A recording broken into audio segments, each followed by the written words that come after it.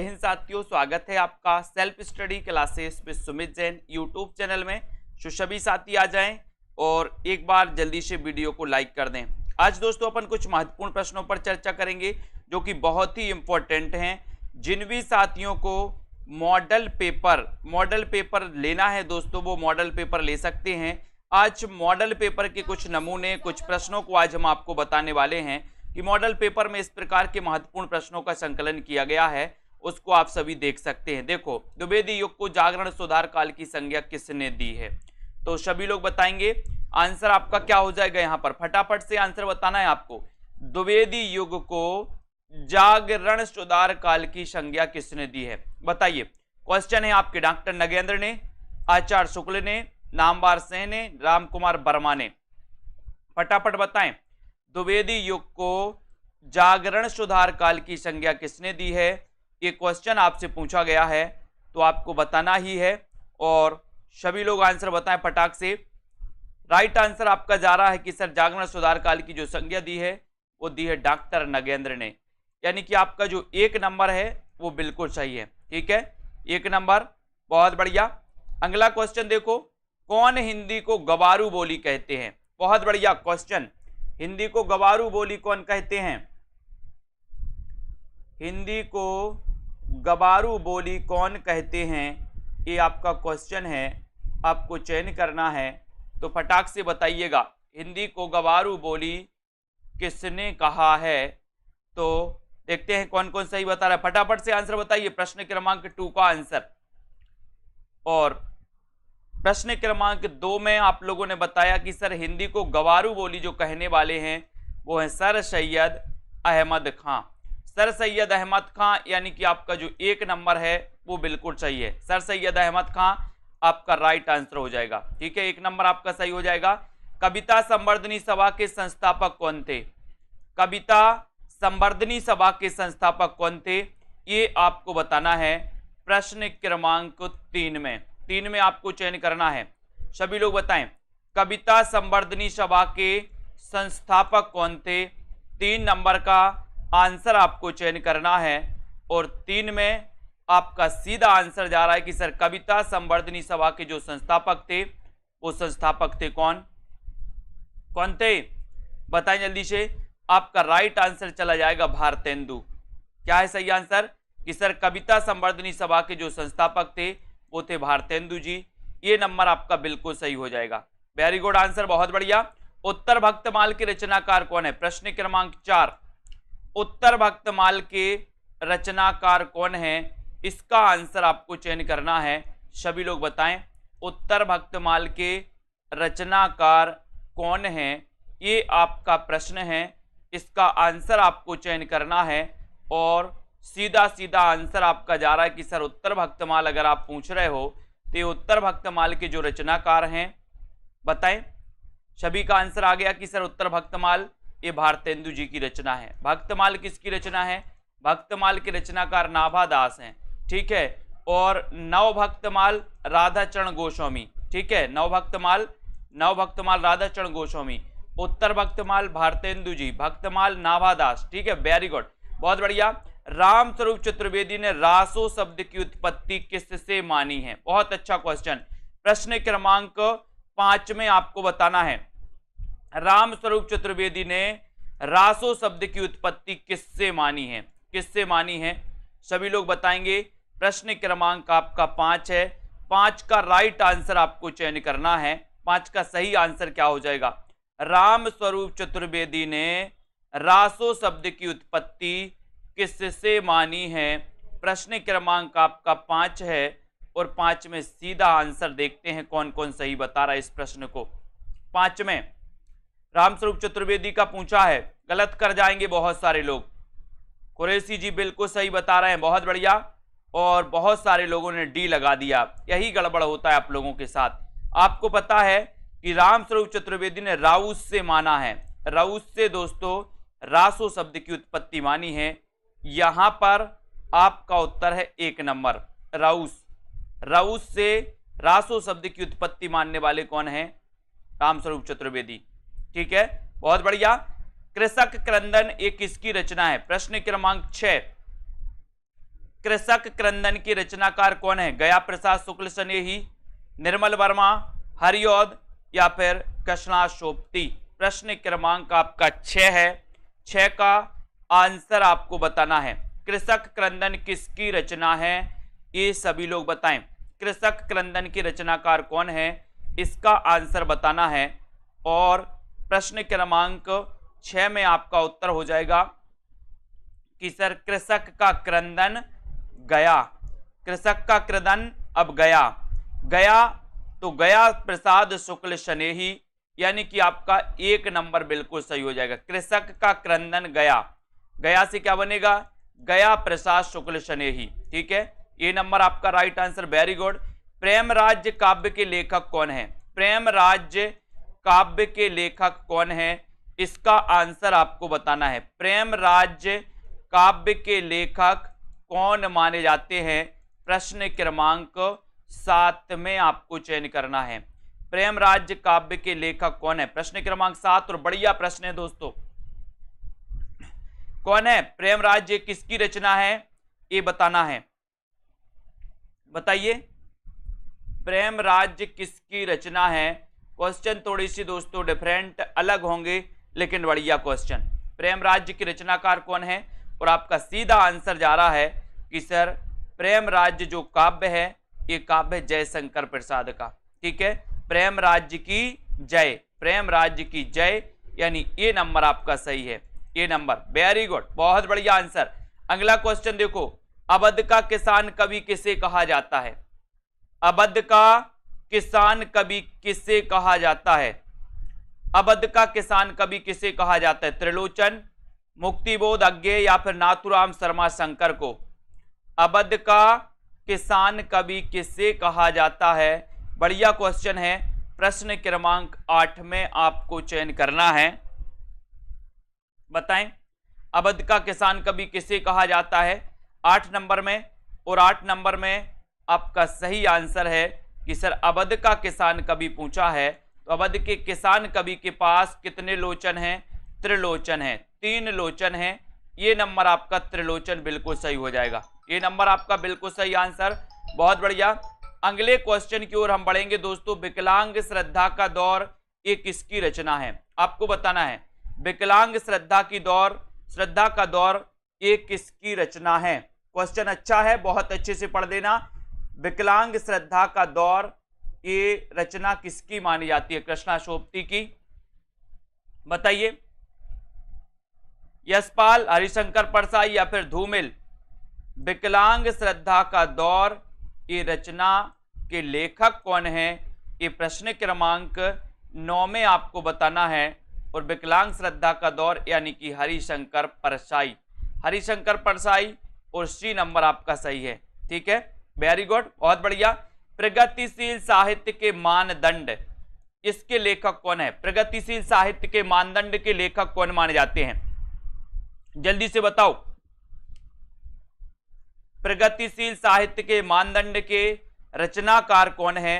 प्रश्न क्रमांक आपका 10 है, और 10 में आपको चयन करना है। बहुत ही अच्छा क्वेश्चन है। बताएं कुरैशी जी, प्रगतिशील साहित्य के मानदंड के रचनाकार कौन है? प्रश्न क्रमांक 10 में, और 10 में आपका सही आंसर हो जाएगा। क्या हो जाएगा? बोले सर प्रगतिशील साहित्य के मानदंड के जो रचनाकार हैं वो है रांगे राघव। ठीक है, बहुत सारे लोग कंफ्यूज हो रहे, कुछ लोग सी लगा रहे, जबकि आंसर है आपका रांगे राघव। यानी कि आपका जो 1 नंबर है रांगे राघव वो बिल्कुल सही है। कोई मुक्तिबोध बता रहा है, कोई रामविलास शर्मा बता रहा है, लेकिन आपका सही आंसर है प्रगतिशील साहित्य के मानदंड रांगे राघव। ठीक है, वेरी गुड। अगला क्वेश्चन देख लो। हिंदी भाषा की बोलियों के वर्गीकरण के आधार पर छत्तीसगढ़ी बोली बताना है। छत्तीसगढ़ी बोली है पूर्वी हिंदी, पश्चिमी हिंदी, पहाड़ी हिंदी या फिर राजस्थानी हिंदी। हिंदी भाषा की बोलियों के वर्गीकरण के आधार पर छत्तीसगढ़ी बोली बताना है। छत्तीसगढ़ी बोली है तो क्या है? ये दोस्तों आपके मॉडल पेपर से ही उठाया है मैंने। मॉडल पेपर जो आपके लिए जूनियर टेट के लिए बनाया है, उन्हीं जूनियर टेट के मॉडल पेपर से आपके लिए ये प्रश्न उठा करके लेकर आए हैं। ठीक है। तो यहां पर हिंदी भाषा की बोलियों के वर्गीकरण के आधार पर छत्तीसगढ़ी आपको मानी, अपन ने पढ़ा है अब छत्तीसगढ़ी, अब छत्तीसगढ़ी यानी कि पूर्वी हिंदी, ठीक है। ये नंबर आपका बिल्कुल सही हो जाएगा, ठीक है, वेरी गुड। किसके भक्तिपरक गीतों का संकलन अभंग के नाम से जाना जाता है? किसके भक्तिपरक गीतों का संकलन अभंग के नाम से जाना जाता है? ये आपको बताना है। नामदेव के, सहजोबाई, कबीर या फिर दादू दयाल के? कई बार मैंने ट्रिक से याद करवाया इस क्वेश्चन को।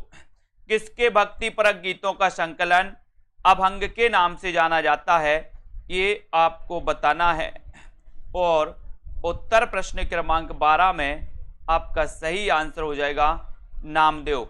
नामदेव के भक्तिपरक गीतों का जो संकलन है वो अभंग के नाम से जाना जाता है, यानी कि ये नंबर आपका बिल्कुल सही है, ठीक है, वेरी गुड। महादेवी वर्मा की बौद्ध दर्शन से प्रभावित रचना कौन सी है? प्रश्न क्रमांक 13। महादेवी वर्मा की बौद्ध दर्शन से प्रभावित रचना कौन सी है? ये आपको चयन करनी है। बताते जाएं फटाफट से, क्या हो जाएगा सही आंसर? महादेवी वर्मा जी जिनका जन्म हुआ था 1907 को, और इनकी बौद्ध दर्शन से प्रभावित जो रचना है वो रचना कौन सी है, ये आपसे पूछा गया।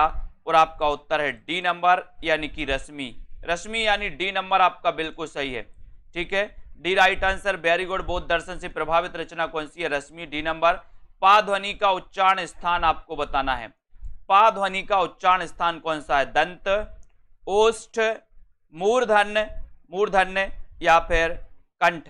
पा ध्वनि का उच्चारण स्थान क्या है? ये आपके लिए क्वेश्चन दिया गया है।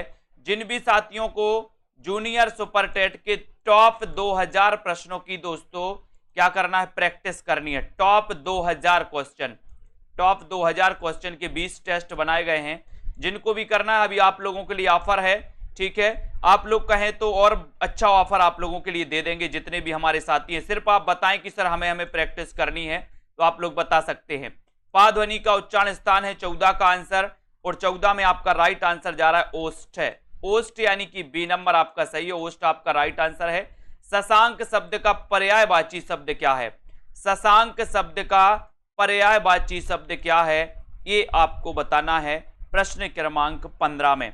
शशांक शब्द का पर्यायवाची शब्द आपको बताना है प्रश्न क्रमांक 15 का आंसर। और 15 में आपका देखो पर्यायवाची कौन कौन सही बता रहा है। शशांक शब्द का पर्यायवाची शब्द कौन सा है? प्रश्न क्रमांक 15, और 15 में आपका उत्तर हो जाएगा, क्या हो जाएगा? चंद्रमा, यानी कि आपका सी नंबर बिल्कुल सही हो जाएगा। शशांक शब्द का पर्यायवाची शब्द है क्या है? चंद्रमा है, ठीक है, सी नंबर, वेरी गुड, बहुत बढ़िया। धरती अब भी घूम रही है, कहानी के कहानीकार कौन है? धरती अब भी घूम रही है, कहानी के कहानीकार कौन है? प्रश्न क्रमांक 16 बताइए। ज्ञान रंजन, यशपाल, विष्णु प्रभाकर या फिर जैनेन्द्र कुमार? धरती अब भी घूम रही है, इसके कहानीकार कौन है? इसका आंसर बताना है 16 में, और 16 में आपका राइट आंसर हो जाएगा विष्णु प्रभाकर, यानी कि सी नंबर, ठीक है, सी नंबर, वेरी गुड। धरती अब भी घूम रही है, विष्णु प्रभाकर, सी नंबर, विष्णु की कृपा से अब भी घूम रही है। हिंदी का प्रथम ज्ञानपीठ पुरस्कार किस कवि को दिया गया? किस कवि को दिया गया हिंदी का प्रथम ज्ञानपीठ पुरस्कार? क्वेश्चन, दिनकर, पंत, नरेश मेहता, महादेवी वर्मा को। हिंदी का प्रथम ज्ञानपीठ पुरस्कार किसको दिया गया? ये आपसे 17 नंबर का क्वेश्चन पूछा गया है, सभी लोग बताएंगे।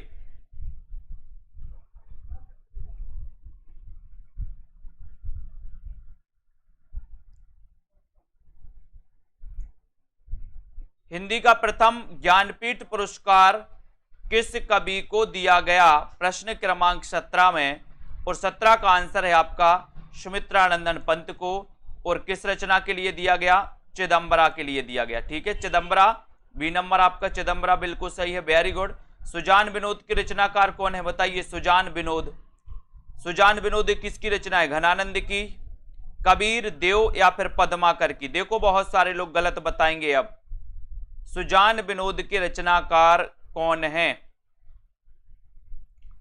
सुजान विनोद के रचनाकार कौन है? प्रश्न क्रमांक 18 में आपको चयन करना है। और देखो घनानंद बता दिया कमला ठाकुर जी ने, और बताओ अजय शर्मा जी ने घनानंद लिख दिया, और बताओ, और बता दिया रोहित कुमार जी ने घनानंद, कालिंदी जी ने घनानंद बता दिया, बहुत बढ़िया। और बता दो घनानंद कौन कौन बता रहे हैं, बहुत बढ़िया। यही तो गड़बड़ होता है, पुलिसर बन रहा था लेकिन गलत करके आ गए। मैंने याद करवाया था सुजान को विनोद देव, विनोद देव अपन ने याद किया था, सुजान को विनोद देव, तो देव से क्या हो जाएगा, देव कवि की रचना है, यानी सी आपका बिल्कुल सही होगा। ठीक है। आधुनिक काल के गोरखनाथ किसे कहा जाता है? आधुनिक काल के गोरखनाथ किसे कहा जाता है? बताइए। आधुनिक काल के गोरखनाथ, नागार्जुन, सूर्यकांत त्रिपाठी निराला, दिनकर या फिर महादेवी वर्मा? हाँ, सुजान सागर घनानंद की है। वेरी गुड कुरैशी जी। और आधुनिक काल के गोरखनाथ, गोरखनाथ किसे कहा जाता है? प्रश्न क्रमांक 19 में, और 19 में बिल्कुल सही है कि सर आधुनिक काल के गोरखनाथ कहा जाता है। किसको कहा जाता है? बाल गोविंद जी, नागार्जुन बता दिया बहुत सारे। नागार्जुन को तो कबीर कहा जाता है, आधुनिक काल का कबीर, आधुनिक काल का कबीर नागार्जुन को कहा जाता है। आधुनिक काल का गोरखनाथ पूछा है आपसे, तो गोरखनाथ कहा जाता है निराला जी को, सूर्यकांत त्रिपाठी निराला। बी नंबर आपका सही है। निराला जिन्होंने बताया उनका आंसर सही है। नागार्जुन जिन्होंने बताया वो सुन लो कि नागार्जुन को कबीर कहा जाता है। सहजता का कवि किसे कहा जाता? प्रश्न क्रमांक 20 में सहजता का कवि, यही गलतियां होती हैं। सहजता का कवि रसखान, शिवपूजन सहाय, भवानी प्रसाद मिश्र या फिर दुष्यंत को? सहजता का कवि किसे कहा जाता है? ये बढ़िया आंसर है। प्रश्न पूछा गया आपसे 20 नंबर में, और बहुत बढ़िया आंसर बताया राम किशन जी ने कि सर सहजता का कवि तो भवानी प्रसाद को कहा जाता। मोहित जी बहुत बढ़िया है ना। शांति देवी जी 20 का बी बता रहे, शिवपूजन सहाय बता दिया इनने। ममता जी ने भी बता दिया उन, बहुत बढ़िया बहुत बढ़िया। ब्रजेश जी ने भी बी बता दिया। आपको पता होनी चाहिए मंजू जी, भवानी प्रसाद मिश्र को सहजता का कवि कहा जाता है। सी नंबर आपका बिल्कुल सही है। ठीक है, सी नंबर राइट आंसर। मैं देख रहा हूं सबके कमेंट आज। चांदी का जूता मारना मुहावरे का सही अर्थ क्या है? 21। चांदी का जूता मारना मुहावरे का सही अर्थ क्या है? अधिक लाभ कमाना, रिश्वत देना, परास्त कर देना या फिर धोखा देना। चांदी का जूता मारना मुहावरे का सही अर्थ क्या है? ये आपसे क्वेश्चन है, बहुत बढ़िया क्वेश्चन है प्रश्न क्रमांक 21 में। और देखते हैं कौन कौन सही बता रहा है।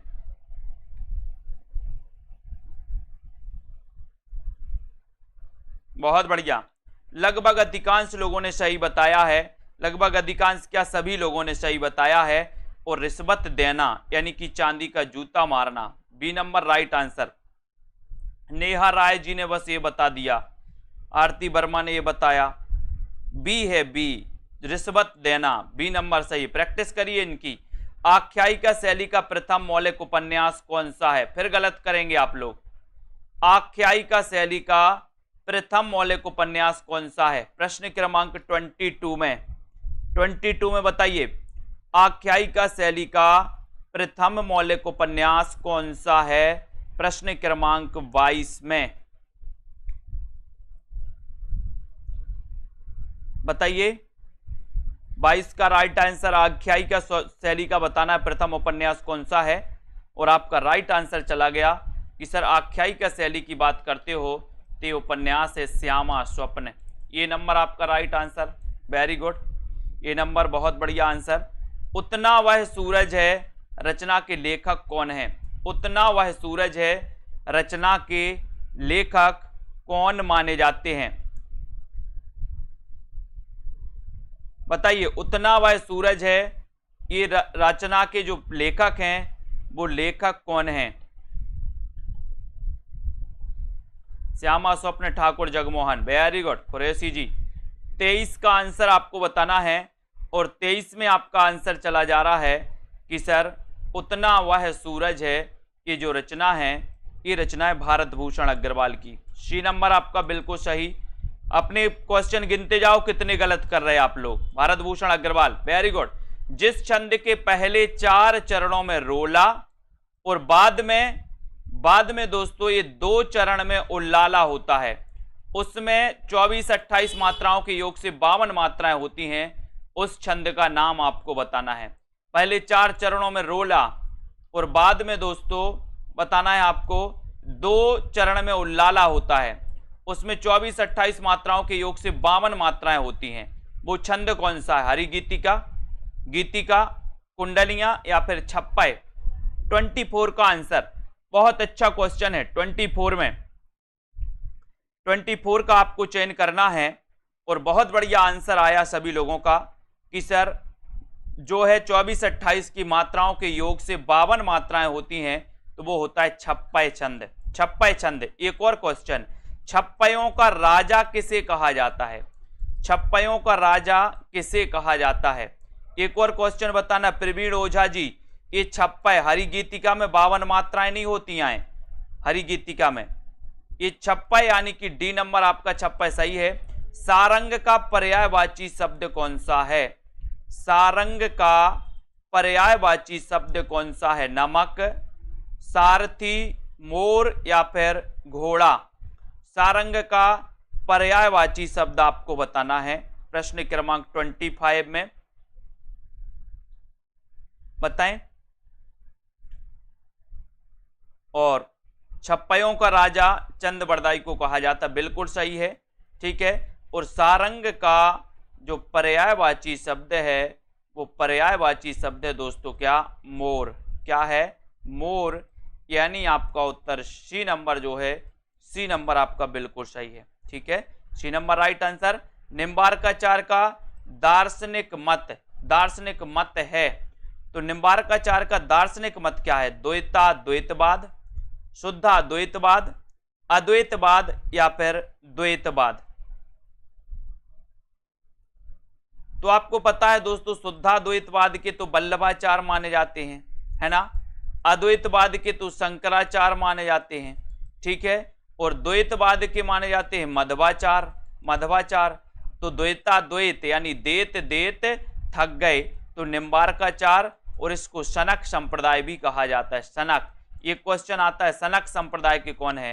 तो सनक संप्रदाय के कौन है? निम्बार्काचार्य, ठीक है। ये नंबर आपका सही है। हिंदी में पहली बार 12 मासा का वर्णन किस रासो ग्रंथ में हुआ है? पहली बार 12 मासा का वर्णन किस रासो ग्रंथ में हुआ है? परमाल रासो में, खुमार रासो, बीसल देव रासो या फिर हमीर रासो में? चयन करना है आपको। हिंदी में पहली बार 12 मासा वर्णन किस रासो ग्रंथ में हुआ है? प्रश्न क्रमांक 27 में आपको चयन करना है और 27 का आंसर आपका चला जाएगा। क्या चला जाएगा? कि सर पहली बार 12 मासा का जो वर्णन हुआ है वो हुआ बीसल देव रासो। ये रचना श्रृंगारिक रचना है और इसके रचनाकार कौन है? नरपति नाल, ठीक है। ये अजमेर के शासक से संबंधित रचना है। सी नंबर आपका सही है। अनाथ का विलोम शब्द क्या है? अनाथ का विलोम शब्द आपको बताना है 28 में। अनाथ का विलोम क्या हो जाएगा? धनी, सनाथ, निर्धन या फिर बेकार? अनाथ का विलोम बताना है आपको। देखते हैं कौन कौन सही बता रहा है। और लगभग अधिकांश लोगों ने सही बता दिया कि सर अनाथ का विलोम होता है सनाथ। अनाथ का विलोम क्या होता है? सनाथ, ठीक है। यानी कि आपका बी नंबर आपका सही है। यहां पर बी नंबर सही है ममता जी 28 का। वेरी गुड, बहुत बढ़िया। मूल गोसाई चरित्र के रचनाकार कौन है? मूल गोसाई चरित्र के रचनाकार कौन है? 29। मूल गोसाई चरित्र के रचनाकार कौन है? आपसे पूछा गया है 29 का क्वेश्चन, और 29 में आपको बताना है क्या है मूल गोसाई चरित्र के रचनाकार।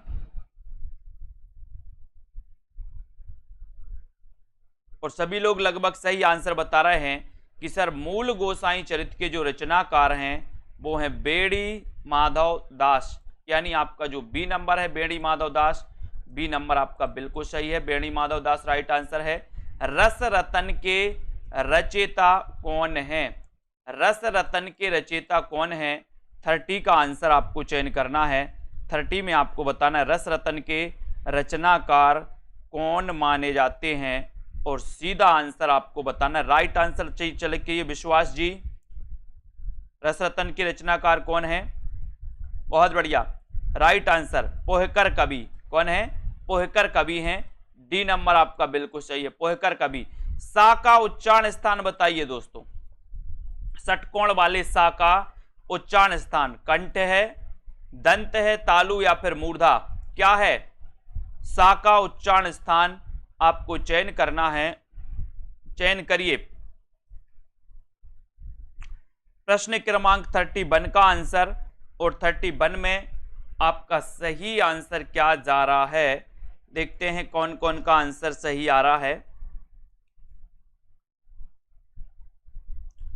31 में और बहुत बढ़िया आंसर आ गया कि सर ये मूर्धा सही है, सा का उच्चारण स्थान डी नंबर। कामायनी का सर्ग नहीं है, तो कौन सा सर्ग नहीं है बताइए।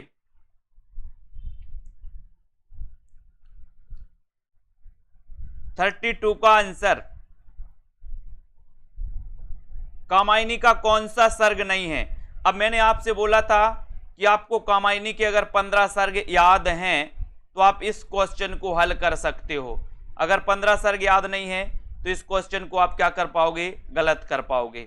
लेकिन आपको कामायनी के 15 सर्ग, जितने भी सर्ग यहां से क्वेश्चन आता है, ये पूरे सर्ग क्रमबद्ध याद होनी चाहिए 32 में।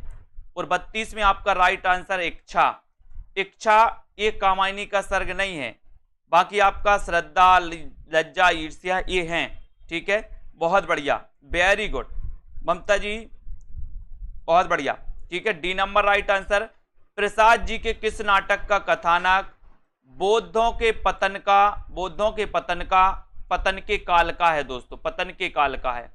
प्रसाद जी का वह नाटक कौन सा है जिसका कथानक बौद्धों के पतन के काल का है। ध्रुव स्वामिनी, करुणालय, राजश्री या फिर बैसाख। प्रश्न क्रमांक 33 में, और सही आंसर जा रहा है 33 का। 33 में आपका सही आंसर चला जाएगा कि सर ये जो बैसाख है, बैसाख ये बिल्कुल सही है, इसका कथानक बौद्धों के पतन का कथानक माना जाता है, यानी डी नंबर आपका सही हो जाएगा। मुसरत निसा जी डी नंबर है, डी नंबर, ठीक है, वेरी गुड, डी नंबर जिन्होंने बताया। मीनम जी डी नंबर है। चंद्रगुप्त नाटक की नायिका कौन है, बहुत अच्छा क्वेश्चन, 34वां प्रश्न। चंद्रगुप्त नाटक की नायिका कौन है, अलका, कल्याणी, मालविका या फिर कॉर्नेलिया। चंद्रगुप्त नाटक की नायिका कौन है, 34 का आंसर आपको चयन करना है। और 34 में सभी लोग लगभग सही बता रहे हैं कि सर चंद्रगुप्त की जो नायिका हैं वो नायिका कौन है, 34 में कॉर्नेलिया, बहुत बढ़िया, डी नंबर आपका सही है। गांधीवाद की 100 परीक्षा निबंध के लेखक कौन है, गांधीवाद की 100 परीक्षा ये निबंध के लेखक कौन है। 35 का आंसर बताना है। 35 में गांधीवाद की 100 परीक्षा, बहुत बढ़िया, सभी लोग आंसर सही बता रहे हैं, लेकिन एक अच्छा क्वेश्चन है, गांधीवाद की 100 परीक्षा इस निबंध के लेखक कौन माने जाते हैं।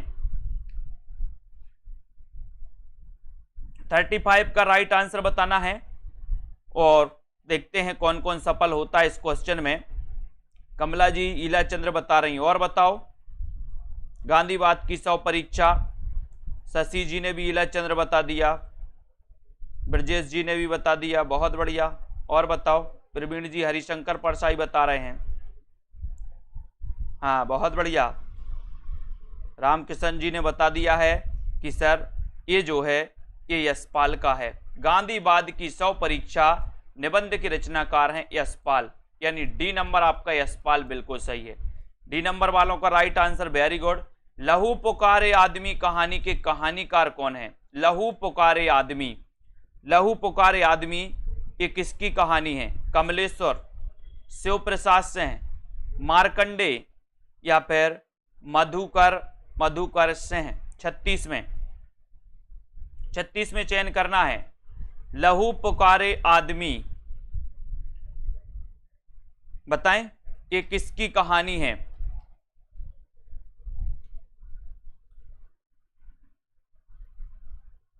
अर्चना पाल जी ए बता रही हैं, मंजू जी सी बता रही हैं, भाभी शिक्षिका सी बता रही हैं 36 का। और बताओ, नेहा जी ने भी सी बता दिया, आज तो लाइन लगी सी की। बबीता जी ने भी सी, बहुत बढ़िया। KM जोशी, कहे कि मार्कंडे को ज़्यादा जानते आप लोग, लहू पुकारे आदमी, है ना। और जिन्होंने मधुकर बताया है, मधुकर, उनका आंसर सही है। लहू पुकारे आदमी ये मधुकर सिंह की रचना है। किसकी है? मधुकर सिंह की कहानी है। डी नंबर आपका सही है। लहू पुकारे आदमी, काय के लिए पुकारे? बोले मधु के लिए पुकारे, मधु, ठीक है। पुकारे आदमी या लहू पुकारे आदमी मधु के लिए, मधु के लिए तो मधुकर सिंह, ठीक है। बांग्ला कहानी सैलसीमा बेगम का हिंदी रूपांतरण है, बताइए। रसिया बालम, दुखबा में कांसू कहूं मोरी सजनी, दुलाई वाली या फिर बेटों वाली विधवा? बांग्ला कहानी सैलसीमा बेगम का हिंदी रूपांतरण है, तो कौन सी रचना है? 37 का आंसर, 37 में आपको चयन करना है। बहुत ही बढ़िया प्रश्न है। बांग्ला कहानी सैलसीमा बेगम, बताइए। तो उत्तर हो जाएगा आपका, क्या हो जाएगा यहां पर? दुखबा में कांसे कहूं मोरी सजनी, ठीक है। दुखबा में कांसे कहूं मोरी सजनी, किसकी है ये कहानी? ये बताइए, ये किसकी है? इसके रचनाकार भी आपको बताना है। बी नंबर तो आपने बिल्कुल सही बता दिया, बाकी इसके रचनाकार भी बताइए। जहां कोई साधारण बात कहकर उसकी किसी विशेष बात से समानता बताई जाए, ठीक है। जहां कोई साधारण बात कहकर उसकी किसी विशेष बात से समानता बताई जाए वहां कौन सा अलंकार होता है? बहुत अच्छा क्वेश्चन है 38 में। जहां कोई साधारण बात कहकर उसकी किसी विशेष बात से समानता बताई जाए वहां कौन सा अलंकार होता है? प्रश्न क्रमांक आपका 38 है, और 38 में देखते हैं कौन कौन सही बता रहा है। चतुर्सेन शास्त्री जी की रचना है दुखबा में कांसू कहूं मोरी सजनी। प्रश्न क्रमांक 38 में, जहां कोई साधारण बात कहकर उसकी किसी विशेष बात से समानता बताई जाती है वहां पर कौन सा अलंकार होता है? तो लगभग बहुत सारे लोगों ने सही बताया है कि सर यहाँ पर भ्रांतिमान नहीं होता, भ्रांतिमान नहीं, संदेह भी नहीं, विभावना भी नहीं। थोड़े से 4 विकल्प को अब यहाँ पर आपको देखना है दोस्तों। आपको उदाहरण की बिल्कुल परिभाषा याद नहीं। भ्रांतिमान की तो है ही कि जहां पर दोस्तों भ्रम जो है क्या है, ये भ्रम पक्का हो जाता है, संदेह अंत तक बना रहता है। विभावना में दोस्तों क्या होता है? विभावना और विशेषोक्ति एक दूसरे के विपरीत होते हैं, और जहां कोई साधारण बात कहकर उसकी किसी विशेष बात से, तो उदाहरण जैसे अपन बोलते ना, है ना, क्या एक गाना है ना, वो वाला कौन सा गाना है? 1 सड़क 57 गलियां रचना के लेखक कौन है? एक गाना नहीं सुना आप लोगों ने? तेरी अखियां कमाल जैसे, ऐसे कुछ आता ना, तो जैसे से उसकी समानता बताई जाती है। तो ऐसे उदाहरण दे करके अपन बोलते ना, कोई भी चीज ऊपर लिखते, परिभाषा लिखते हैं, फिर जैसे लिख करके क्या करते उसके बारे में बताते, तो उससे समानता बताई जाती है, तब उदाहरण अलंकार होता है। 1 सड़क 57 गलियां रचना के लेखक कौन है? प्रश्न क्रमांक 39 में 1 सड़क 57 गलियां, और 39 में राइट आंसर है। बोले सर इसके रचनाकार हैं कौन? कौन है? कमलेश्वर। 1 सड़क 57 गलियां, ये बी नंबर आपका सही है, कमलेश्वर जी इसके लेखक हैं। बी नंबर आपका राइट आंसर है, ठीक है। यहां पर देखो, बट वृक्ष की छाया में जीवन साहित्य के लेखक कौन है? बट वृक्ष की छाया में, बहुत अच्छा। जीवनी साहित्य, इसकी रचनाकार कौन है? 40 में बताना है। बट वृक्ष की छाया में, बट वृक्ष की छाया में जीवनी साहित्य के लेखक कौन हैं? ये 40 नंबर का प्रश्न है और 40 में आपका सीधा आंसर जा रहा है कि सर बट वृक्ष की छाया में ये जीवनी के रचनाकार हैं कौन है? कुमुद नागर। ठीक है, सी नंबर बिल्कुल सही, बहुत बढ़िया।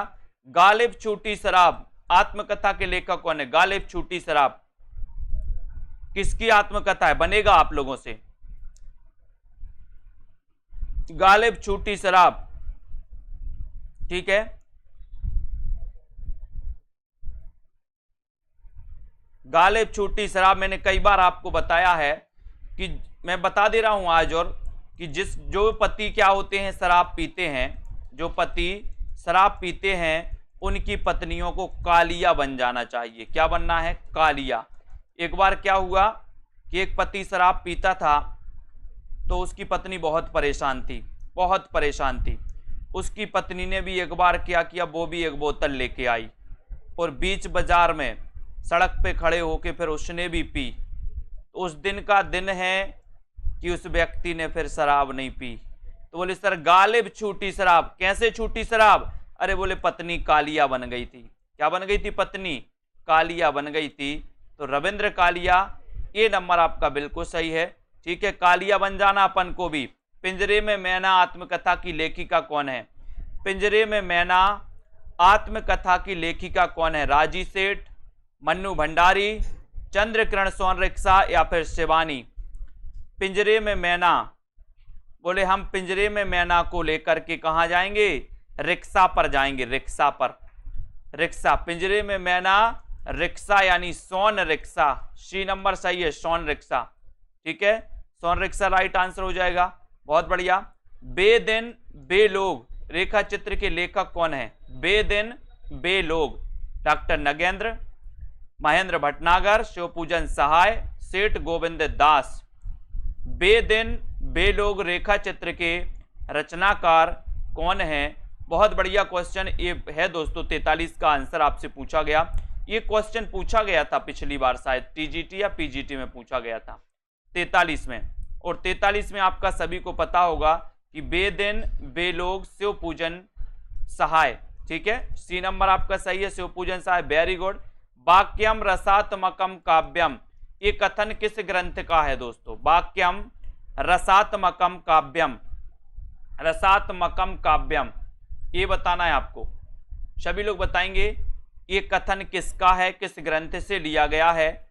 और यहां पर 44 का आंसर, 44 में सीधा आंसर आपका जा रहा है कि सर ये जो वाक्यम रसात्मकम काव्यम है, देखते हैं कौन कौन सही बता रहा है 44 में। बहुत सही, 44 में ये लगा दिया पूनम जी ने। और बताओ, और ये लगा दिया मोहित जी ने। बहुत बढ़िया। ब्रजेश जी ने भी ये लगा दिया, मीनम जी ने ये लगा दिया, है ना। बहुत बढ़िया। श्याम लता जी पांडे ने भी ये लगा दिया। बहुत बढ़िया, धन्यवाद। ये वाले अन्नापूर्णा मिश्रा जी ने भी लगा दिया। बहुत बढ़िया, है ना। शूरमणि दुबे आपने भी लगा दिया। ये वाले साथियों को बहुत बहुत धन्यवाद। ऐसे ही करो आप लोग। ये परिभाषा किसने दी थी? विश्वनाथ ने, है ना। रसात्मकम वाक्यम काव्यो, विश्वनाथ का ग्रंथ कौन सा है? साहित्य दर्पण। कौन सा है? साहित्य दर्पण। ठीक है, तो इसी नंबर आपका सही हो जाएगा। ये नाट्यशास्त्र तो भरत मुनि का, भरत मुनि ने थोड़ी दी है परिभाषा, ये विश्वनाथ ने दी थी। ये साहित्य दर्पण से ली गई। करुण रस के स्थायी भाव का नाम क्या है? करुण रस के स्थायी भाव का नाम क्या है? 45। करुण रस के स्थायी भाव का नाम क्या है? क्रोध, शोक, निर्वेद या फिर इनमें से कोई नहीं। करुण रस के स्थायी भाव का नाम क्या है, ये आपको बताना है 45 का। 45 में आपको, और सरल है कि सर करुण रस का स्थायी भाव जो है शोक है। वेरी गुड, बी नंबर आपका बिल्कुल सही है। ठीक है, ठेस शब्द है संकर, तत्सम, तद्भव या फिर देशज। ठेस कैसा शब्द है? ठेस कैसा शब्द है? संकर शब्द है, तत्सम है, तद्भव है या फिर देशज है? प्रश्न क्रमांक आपका 46 है और 46 में आपने सही बताया है कि सर जो ठेस शब्द है ये ठेस शब्द है देशज। कैसा शब्द है ये? देशज शब्द है। डी नंबर आपका बिल्कुल सही हो जाएगा। ठीक है, वेरी गुड। मुहावरा किस भाषा का शब्द है बाल गोविंद जी? मुहावरा बताना है, मुहावरा किस भाषा का शब्द है? बहुत अच्छा क्वेश्चन है। 47 नंबर। अपन मुहावरे पढ़ते तो हैं लेकिन मुहावरा किस भाषा का शब्द है ये भी अपन को पता होनी चाहिए। 47 में 47 का आंसर चयन करिए। मुहावरा किस भाषा का शब्द है ये आपको बताना है। 47 का आंसर, और 47 में आपका सही जा रहा है कि सर जो मुहावरा है ये अरबी भाषा का शब्द है। किस भाषा का शब्द है? अरबी। अरबी का है बाल गोविंद जी, अरबी यानी बी नंबर। ठीक है, अरबी का शब्द है मुहावरा,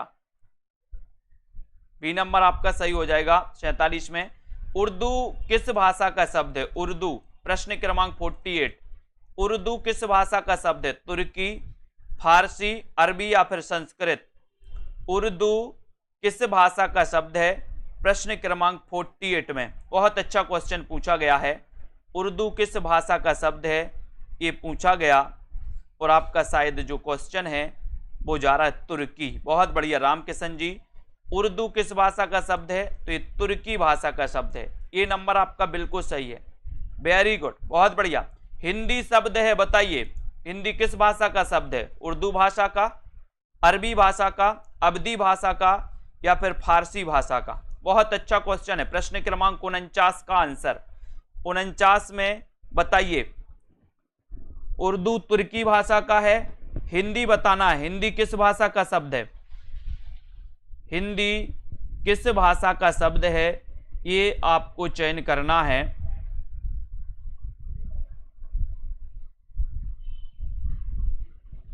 और देखते हैं कौन कौन सही बता रहा है। हिंदी, और सही आंसर चला गया कि सर हिंदी जो है ये फारसी भाषा का शब्द है, यानी आपका डी नंबर जो चला गया वो बिल्कुल सही है। बहुत बढ़िया, डी नंबर आपका राइट आंसर है। हिंदी फारसी भाषा का शब्द है।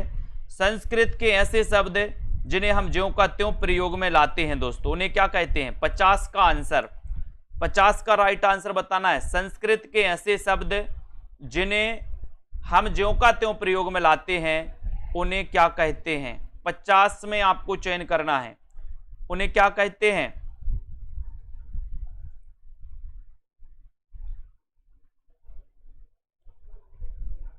और संस्कृत के ऐसे शब्द जिन्हें हम ज्यों का त्यों प्रयोग में लाते हैं प्रश्न क्रमांक 50 में, उन्हें कहते हैं हम तत्सम शब्द। ठीक है, नील कमल में उत्तर पद कमल, और बताना है आपको कमल क्या है?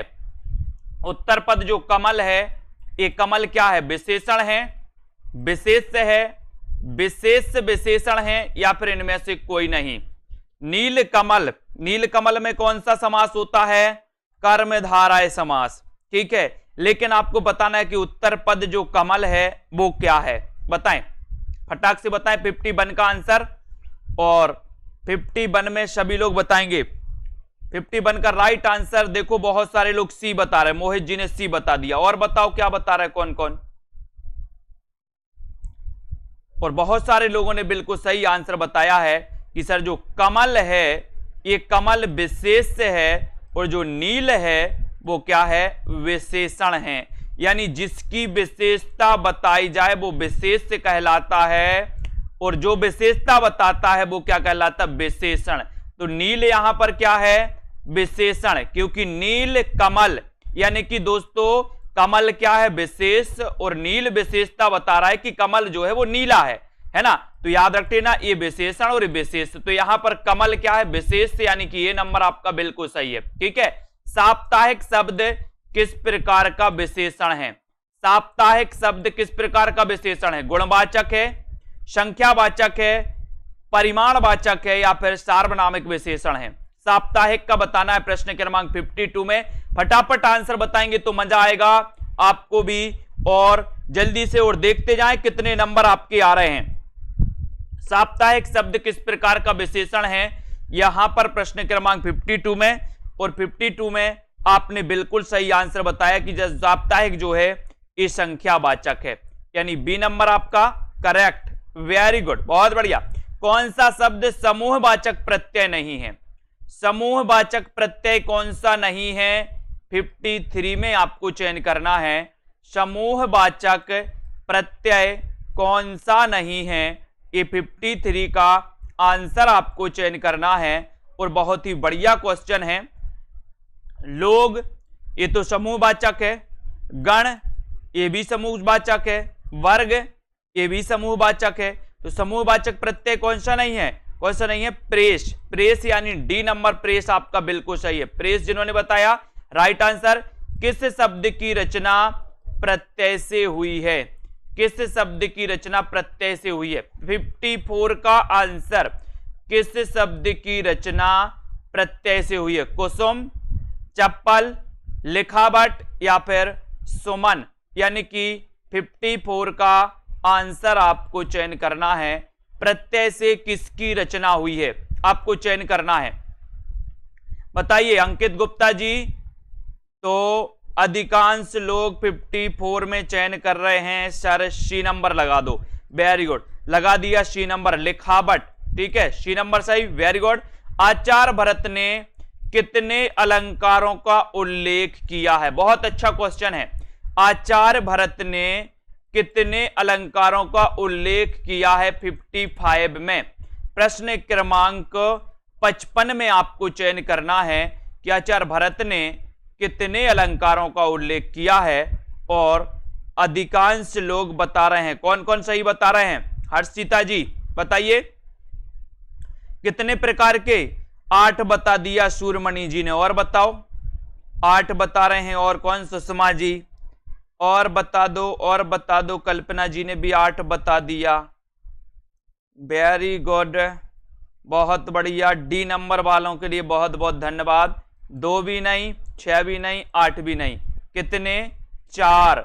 भरत ने, आचार्य भरत ने या भरत मुनि ने 4 अलंकारों का उल्लेख किया है। कितने अलंकारों का? 4 अलंकारों का। 8 रस, रस 8। ये 8 के चक्कर में आपने गड़बड़ कर दिया, रस के चक्कर में गड़बड़ कर दिया प्रश्न डी वालों ने, क्योंकि भरत मुनि ने 8 रस माने और 4 अलंकार। यही होता है गड़बड़। पूछा अलंकार था, बता दिया रस। बहुत बढ़िया, 8 रस 4 अलंकार। ठीक है। अनुप्रास अलंकार के कितने भेद हैं? 56 का आंसर आपको बताना है। अनुप्रास अलंकार के कितने भेद हैं आपको बताना है। राइट आंसर 5, 3, 4 या फिर 2। अनुप्रास अलंकार आपने पढ़ा है, तरण, तनुजा, तट, तमाल, तरुवर, बहुछाए। बोले कौन सा अलंकार है? अनुप्रास। अब अनुप्रास के कितने भेद होते हैं बताइए? 5 होते, 3, 4 या फिर 2 होते हैं। 56 का आंसर कितने होते हैं? राइट आंसर चला गया 5। अनुप्रास अलंकार के कितने भेद हैं? 5 भेद हैं। 5 भेद, ये नंबर बिल्कुल सही, वेरी गुड। जब किसी अत्यंत प्रशंसा के लिए कोई बात बहुत चढ़ाई, प्रशंसा है दोस्तों, जब किसी अत्यंत प्रशंसा के लिए कोई बात बहुत बड़ा चढ़ाकर कही जाती है, तब वहां पर कौन सा अलंकार होता है? जब किसी अत्यंत यानी कि अति वाली प्रशंसा के लिए कोई बात बड़ा चढ़ाकर कही जाती है, तब वहां पर कौन सा अलंकार होता है? अतिशयोक्ति। अतिशयोक्ति देखो कैसा लिखा जाता है, ये अतिशयोक्ति सही है। कभी कभी ये वाक्य शुद्धि में भी, ये शब्द शुद्धि में भी आता है दोस्तों। तो आप लोग क्या करते हो? आधा सा लगा के योक्ति कर देते हो। ये अतिशयोक्ति, ये वाला गलत है। अतिशयोक्ति पूरा सा आता है, इसको याद रख लेना। तो आपका उत्तर ए नंबर बिल्कुल सही, अतिशयोक्ति राइट आंसर, वेरी गुड। कौन सा अर्थालंकार है? अर्थालंकार कौन सा है? 58 में आपको अर्थालंकार और शब्दालंकार पता होनी चाहिए दोस्तों। मैं जो महत्वपूर्ण चीजें मैं बता रहा हूं वो पूरे आपको याद होनी चाहिए। शब्दालंकार के अंतर्गत कौन कौन आते हैं, अर्थालंकार के अंतर्गत कौन कौन आते हैं, क्वेश्चन पूछा जाता है। यहां पर आपसे अर्थालंकार पूछा गया है, तो अर्थालंकार कौन सा होता है? प्रश्न क्रमांक 58 में आपको चयन करना है अर्थालंकार के अंतर्गत कौन सा आता है। तो बहुत सारे लोगों ने, है ना, रेखा जी बी बता रही है, मार्क नहीं, अनुप्रास भी नहीं, श्लेष भी नहीं। अर्थालंकार के अंतर्गत आता उपमा, याद कर लेना अब इसको। बहुत सारे लोगों ने गलत बताया है, कोई ये बता रहा है, कोई बी बता रहा है, याद रख लेना। लेकिन बहुत सारे लोगों ने उपमा ही बताया है। डी नंबर आपका सही है। लेकिन आपको ये याद होनी चाहिए कि अर्थालंकार के अंतर्गत कौन आते हैं और शब्दालंकार के अंतर्गत कौन आते हैं। अतनु का पर्यायवाची शब्द क्या है? अतनु का ईश्वर, कृष्ण, कामदेव या फिर बसंत। अतनु का पर्यायवाची शब्द आपको चयन करना है। 59 का उत्तर आपको बताना है। राइट आंसर क्या हो जाएगा? अतनु का पर्यायवाची शब्द कौन सा है? सीधा सीधा आंसर आपको बताना है और आंसर आपका जा रहा है, कौन सा जा रहा है? अतनु। अतनु का बताना है। लक्ष्मी भट्ट जी सही बताया लगभग सभी लोगों ने कि सर अतनु तो कामदेव का पर्यायवाची है। C number right, very good. Saraswati का पर्यायवाची क्या है दोस्तों? सरस्वती का पर्यायवाची भारती, शारदा, बाक या फिर उपरोक्त सभी। सरस्वती का पर्यायवाची आपको बताना है प्रश्न क्रमांक 60 में, और लगभग सभी से बनेगा। उपरोक्त सभी आ जाए तो फिर तो आप लोग आओ देखते ना ताओ और सभी लगा के आते हो, तो यहां पर भी वही करोगे। भारती, शारदा, बाक ये पूरे के पूरे सरस्वती के पर्यायवाची हैं, यानी डी नंबर आपका बिल्कुल सही है। Very good. इच्छा का पर्यायवाची शब्द क्या होगा? इच्छा का बताइए। अमीय, हर्ष, आकांक्षा या फिर रश्मि। इच्छा का पर्यायवाची शब्द क्या है? ये प्रश्न आपसे पूछा गया है। बहुत ही अच्छा क्वेश्चन है। प्रश्न क्रमांक आपका 61 है। इच्छा का पर्यायवाची शब्द बताना है और सीधा आंसर आपका जा रहा है कि सर जो इच्छा है, इच्छा का पर्यायवाची है आकांक्षा। क्या है? आकांक्षा। सी नंबर बिल्कुल सही, वेरी गुड। निम्न में से सौदामिनी का पर्यायवाची नहीं है। पर्यायवाची बोले सर पूरे पूरे पर्यायवाचियों की तो बाढ़ आ गई। सौदामिनी का पर्यायवाची कौन सा नहीं है? बिजली, चंचला, क्षण प्रभा या फिर सिलीमुख, यानी कि 62 का आंसर आपको बताना है। सौदामिनी का पर्यायवाची कौन सा नहीं है? नहीं है बताना है। देखते हैं कौन कौन गलत बताता है, क्योंकि सबसे बनेगा इसलिए गलत बताता है, देख रहे हैं हम। ठीक है, तो लगभग सभी लोगों ने आंसर राइट बता दिया है। बहुत बढ़िया, वेरी गुड। लक्ष्मी जी ने बस गलत बता दिया, सी नंबर। तो यहां पर आपका सिलीमुख सही है, डी नंबर सही है। खंडहर की आत्माएं के रचनाकार कौन है? खंडहर की आत्मा इसके रचनाकार कौन है? ईलाचंद जोशी, चंद्रधर शर्मा गुलेरी, उदय प्रकाश या फिर मुकुटधर पांडे।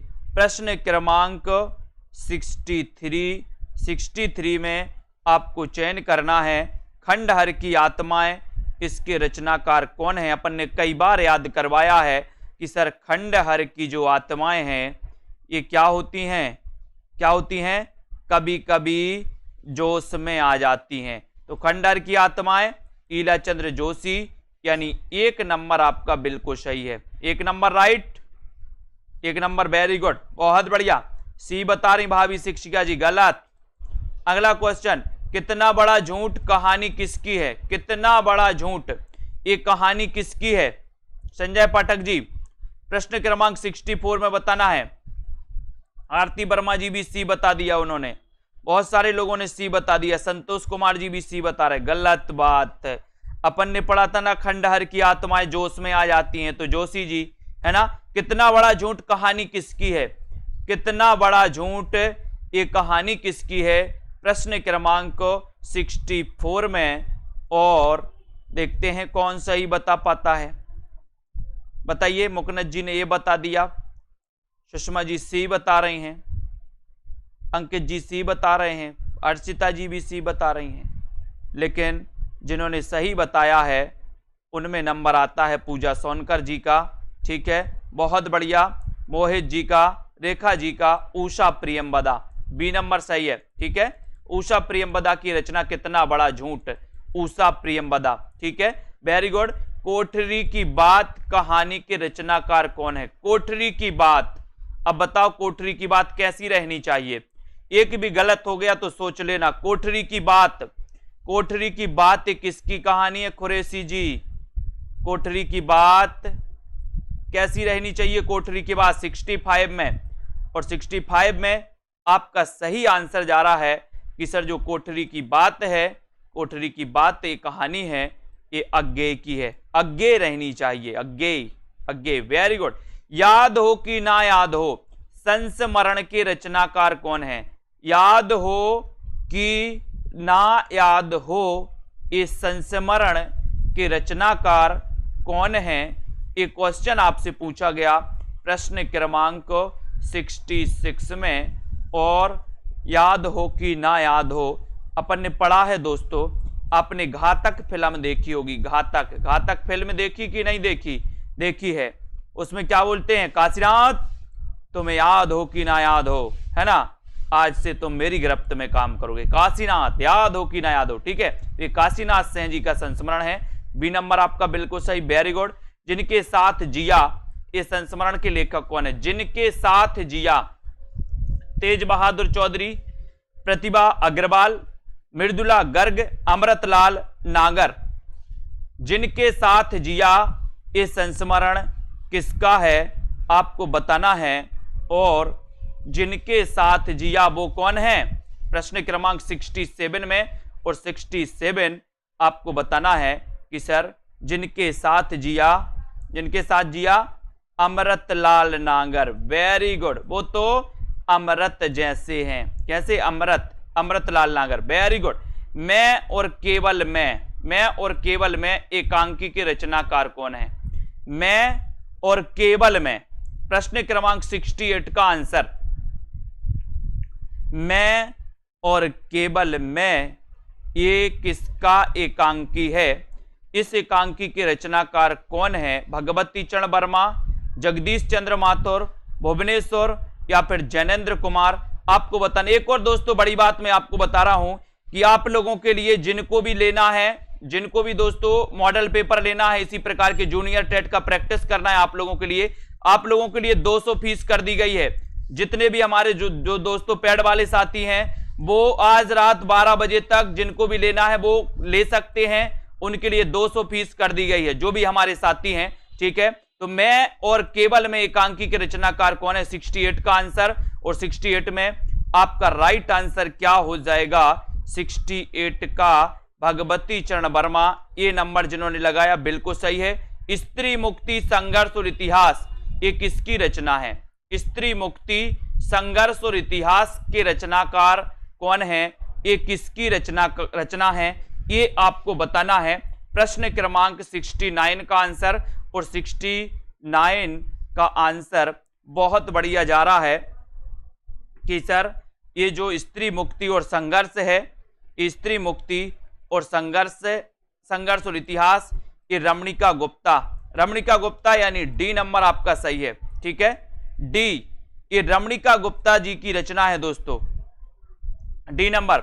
आचार्य रामचंद्र शुक्ल का प्रथम सैद्धांतिक ग्रंथ कौन सा है? सैद्धांतिक ग्रंथ पूछा है आपसे। आलोचनादर्श, समालोचक, काव्य में रहस्यवाद, या फिर कविता क्या है?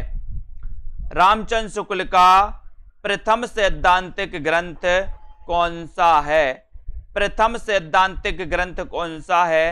रामचंद्र शुक्ल जी का, यानी कि 70 का उत्तर बताना है। बहुत ही अच्छा क्वेश्चन है, क्वेश्चन कई बार पूछा गया है। कौन कौन सही बता रहा है? सही बताने के लिए बहुत बढ़िया आंसर बताया है खुशी मौर्य जी, सी नंबर। काव्य में रहस्यवाद, प्रथम सैद्धांतिक ग्रंथ कौन सा है? काव्य में रहस्यवाद, रामचंद्र शुक्ल जी का। ठीक है, वेरी गुड, बहुत बढ़िया। अगला है नई कविता का आत्म संघर्ष के लेखक कौन है? नई कविता का आत्म संघर्ष, इसके लेखक कौन है? प्रेमचंद, जयशंकर प्रसाद, मुक्तिबोध, या फिर मलयज? प्रश्न क्रमांक 71 है। नई कविता का आत्म संघर्ष के लेखक कौन है? इस 71 का आंसर आपको चयन करना है। बहुत ही अच्छा क्वेश्चन है, और 71 में सीधा सीधा आपका राइट आंसर चला जा रहा है कि सर ये जो नई कविता का आत्म संघर्ष है, इसके जो लेखक हैं वो लेखक है मुक्तिबोध। ठीक है, मुक्तिबोध, सी नंबर बिल्कुल सही। पंत की कौन सी छायावादी रचना नहीं है? पंत की कौन सी छायावादी रचना नहीं है। तो कौन सी नहीं है छायावादी रचना? युगबाणी, ग्रंथि, वीणा या फिर पल्लव। पंत की कौन सी रचना छायावादी नहीं है? 72 का आंसर। और 72 में पंत की कौन सी रचना छायावादी नहीं है? राइट आंसर चला जाएगा युगबाणी। युगबाणी यानी आपका ये नंबर बिल्कुल सही है। ठीक है, ये छायावादी नहीं है तो ये फिर कौन सी है? ये प्रगतिवादी है। ठीक है, ये नंबर बिल्कुल सही। क्वासी, क्वासी किसकी रचना है? क्वासी, प्रश्न क्रमांक 73। क्वासी के रचनाकार कौन है? बताइए। 73 का आंसर क्वासी के रचनाकार कौन है? और बहुत ही अच्छा आपका उत्तर जा रहा है 73 में कि सर क्वासी के रचनाकार पूछा है। और क्वासी, क्वासी बताइए क्वासी के रचनाकार कौन है 73 में? देखते कौन कौन सही बता रहा है। बहुत बढ़िया, सभी लोगों ने सही बताया। बालकृष्ण शर्मा नवीन। छायावाद की प्रथम प्रयोगशाला किससे माना जाता है? एक और क्वेश्चन, छायावाद की प्रथम प्रयोगशाला किससे माना जाता है? झरना, पल्लव, यामा या फिर निहार? बताइए। प्रश्न क्रमांक 74 में 74 छायावाद की प्रथम प्रयोगशाला कौन सी या किसे माना जाता है? 74 का आंसर और राइट आंसर है झरना। झरना, वेरी गुड, ये नंबर राइट आंसर। बहुत बढ़िया। इन मुसलमान हरिजनन पे कोटिन हिंदू बारी, ये पंक्ति किसकी है? इन मुसलमान हरिजनन पे कोटिन हिंदू बारी, ये जो पंक्ति है ये पंक्ति किसकी है? ये आपको बताना है। इन मुसलमान हरिजनन पे लगभग सभी को पता है कि सर ये पंक्ति तो भारतेंदु जी की है। D number, very good. आधुनिक हिंदी काव्य का बेतालिक किसे कहा जाता है? आधुनिक हिंदी काव्य का बेतालिक किसे कहा जाता है? ये आपको चयन करना है। भारतेंदु, प्रेमघन, राधा कृष्णदास और बाल मुकुंद गुप्त। ठीक है, आंसर होगा कि सर आधुनिक हिंदी काव्य का जो बेतालिक कहा जाता है वो कहा जाता है, किसको कहा जाता है? किसको कहा जाता है? भारतेंदु जी को। वेरी गुड, ये नंबर सही। बहुत बढ़िया। हो होरी, कल ही पढ़ा था अपन ने, कल परसों पढ़ा था। हो होरी ये किसकी कृति है? हो होरी कृति के रचनाकार कौन है? बड़ा ही अच्छा क्वेश्चन है। 77 का आंसर फटाफट से बताएं जल्दी से। पूरे 100 क्वेश्चन आपको कवर करना है और आपका पता है कि सर हो होरी ये जो है, ये जो रचना है ये अंबिका दत्त व्यास की है। अंबिका दत्त व्यास। ठीक है, बहुत बढ़िया। इनका जन्म कब हुआ था? कोई बताएगा? बताओ। मध्यकालीन धर्म साधना एक किसका निबंध है? मध्यकालीन धर्म साधना निबंध के रचनाकार कौन है? 78 का आंसर। मध्यकालीन धर्म साधना निबंध के रचनाकार कौन माने जाते हैं? बहुत ही अच्छा क्वेश्चन है और देखते हैं कौन कौन बता रहा है मध्यकालीन धर्म साधना के रचनाकार। बहुत बढ़िया। 1958 में नहीं, 1858 में।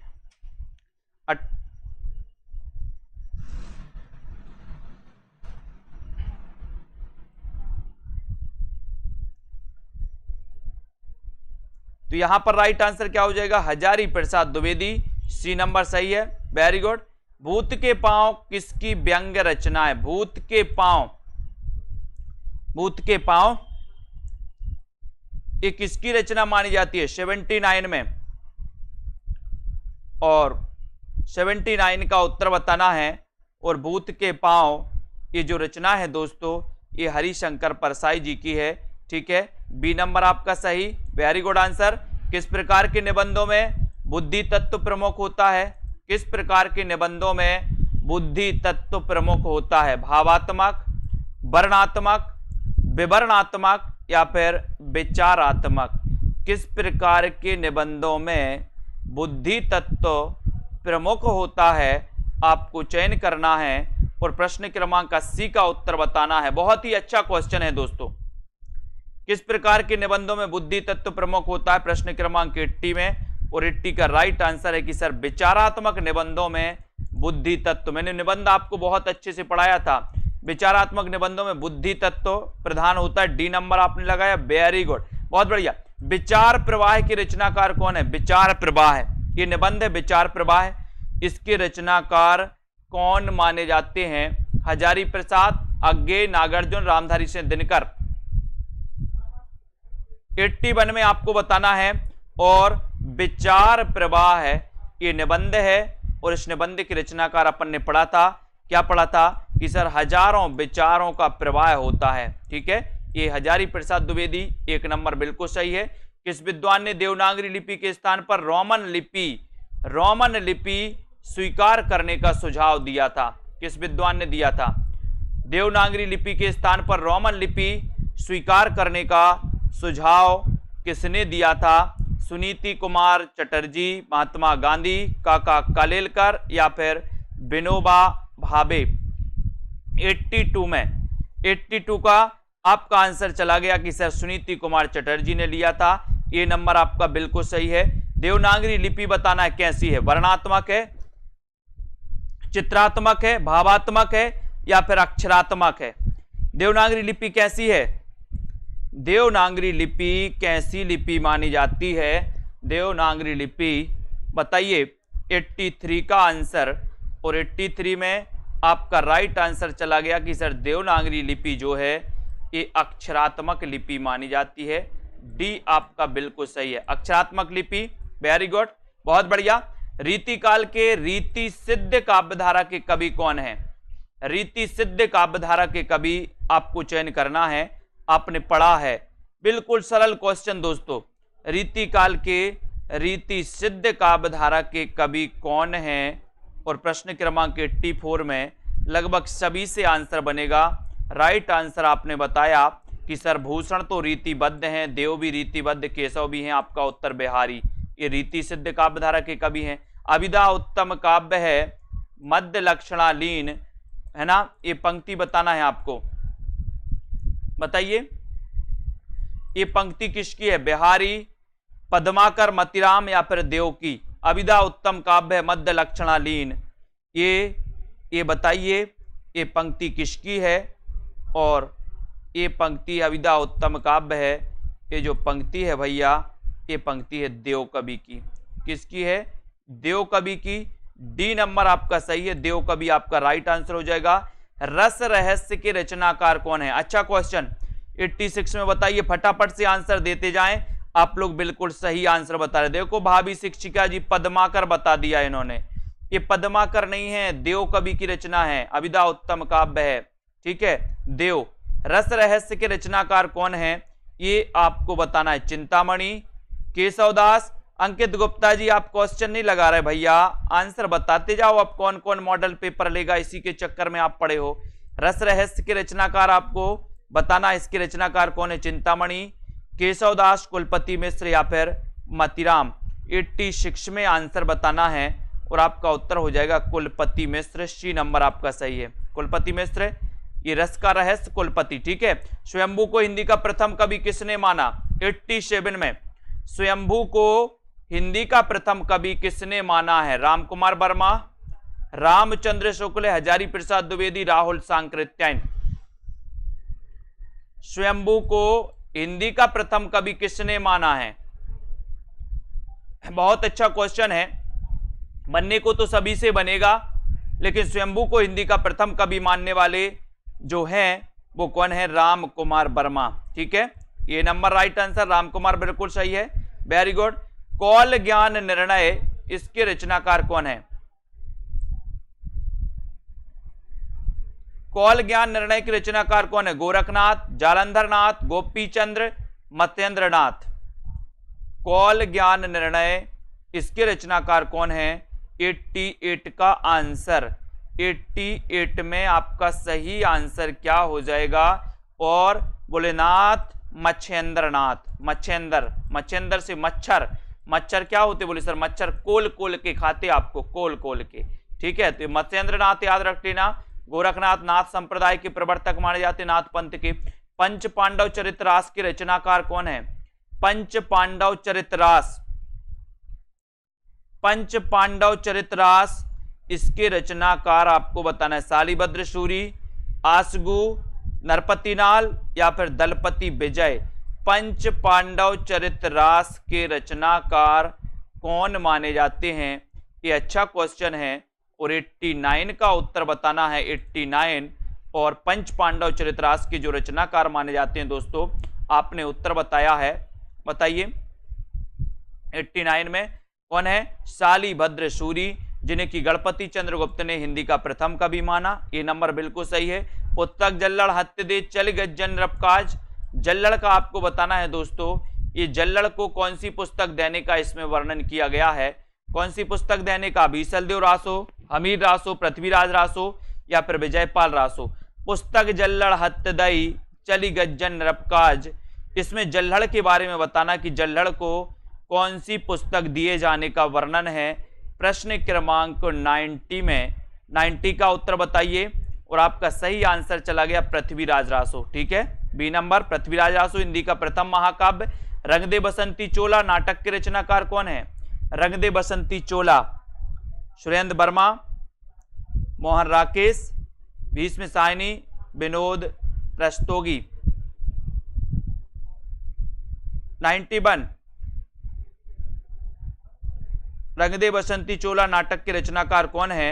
91 का आंसर आपसे पूछा गया है और आपने उत्तर बता दिया है कि सर यहां पर उत्तर है भीष्म सायनी। बहुत बढ़िया। रंग दे बसंती चोला भीष्म सायनी सी नंबर सही है।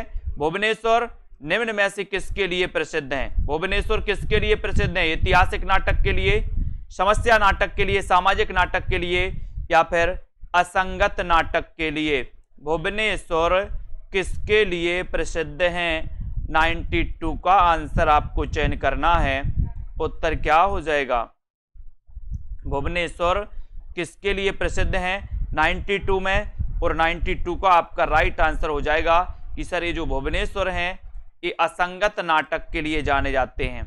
असंगत नाटक है ना। इन्होंने आपके एक तांबे के कीड़े, आपने इनकी दोस्तों रचना पढ़ी होगी, तांबे के कीड़े। और यहां पर आपका डी नंबर बिल्कुल सही। किस शब्द में द्विगु समास है? बताइए द्विगु समास किस में है? अच्छा क्वेश्चन है। द्विगु समास तो आपसे बनेगा ही। दोपहर, नीलकंठ, कनफटा या फिर मंदबुद्धि, किसमें द्विगु समास है?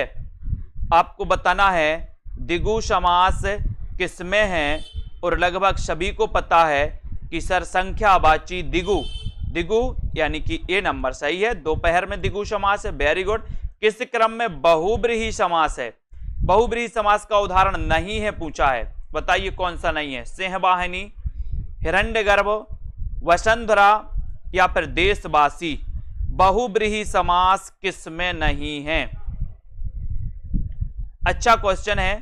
बहुब्रीहि समास किसमें नहीं है? 94 का आंसर। 94 का आपका सही आंसर क्या जा रहा है? बहुब्रीहि समास नहीं है। तो किसमें नहीं है? आंसर चला गया कि सर बहुब्रीहि समास पूछा है तो देशवासी। बाकी दोस्तों डी नंबर लगाना 94 में डी। बहुत बढ़िया। देशवासी में नहीं है। रामवृक्ष बेनीपुरी की कौन सी कृति यात्रा वृत्त की है? कौन सी कृति यात्रा वृत्त की है? सागर की लहरों पर, अप्रवासी की यात्राएं, पैरों में पंख बांधकर या फिर मेरी यूरोप यात्रा। रामवृक्ष बेनीपुरी की कौन सी कृति यात्रा वृत्त संबंधी है? यात्रा वृत्त संबंधी कौन सी कृति है? 95 में। बहुत ही अच्छा क्वेश्चन है और 95 में आपका उत्तर हो जाएगा कि सर रामवृक्ष बेनीपुरी की जो कृति यात्रा वृत्त संबंधी है वो है पैरों में पंख बांधकर, यानी कि आपका सी नंबर पैरों में पंख बांधकर बिल्कुल सही है। उड़ते चलो यात्रा वृत्त के रचनाकार कौन है? उड़ते चलो यात्रा वृत्त के रचनाकार कौन है? भगवत शरण उपाध्याय, सत्यनारायण, रामवृक्ष बेनीपुरी, इनमें से कोई नहीं। उड़ते चलो यात्रा वृत्त के रचनाकार कौन है? 96 का आंसर उड़ते चलो और वृक्ष पर बैठ जाओ। वृक्ष पर तो रामवृक्ष बेनीपुरी सी नंबर आपका सही। Very good. एक स्वाभिमानी अध्यापक के जीवन संघर्ष को कथानक बनाकर लिखा गया उपन्यास कौन सा है? लिखा गया उपन्यास कौन सा है? नदी यशस्वी है, डूबते मस्तूल, यह पथबंधु था, या धूमकेतु एक श्रुति? एक स्वाभिमानी अध्यापक के जीवन संघर्ष को कथानक बनाकर लिखा गया उपन्यास कौन सा है? ये 97 का आंसर पूछा गया है और आकांक्षा जी ने बिल्कुल सही बताया कि सर यह पथबंधु था। सी नंबर बिल्कुल सही, बहुत बढ़िया। देहाती दुनिया के लेखक कौन है? 98 का आंसर देहाती दुनिया, निराला, शिवपूजन सहाय, उपेंद्रनाथ तस्क या फिर प्रेमचंद? देहाती दुनिया में क्या होता है? बोले सर शिव की पूजन ही सहाय होती है। देहाती दुनिया में शिव की पूजन ही सहाय होती है, यानी कि आपका उत्तर बी नंबर शिव पूजन सहाय। Very good. तरुण के स्वप्न आत्मकथा के लेखक कौन है? तरुण के स्वप्न ये किसकी आत्मकथा है? 99 का आंसर, और लगभग सभी से पूरा बनना चाहिए। तरुण के स्वप्न आत्मकथा के लेखक कौन है? राइट आंसर है बोले sir Subhash Chandra Bose. B number बिल्कुल सही, बहुत बढ़िया। कहीं ना जाए का कहिए, लेखक कौन है इसके?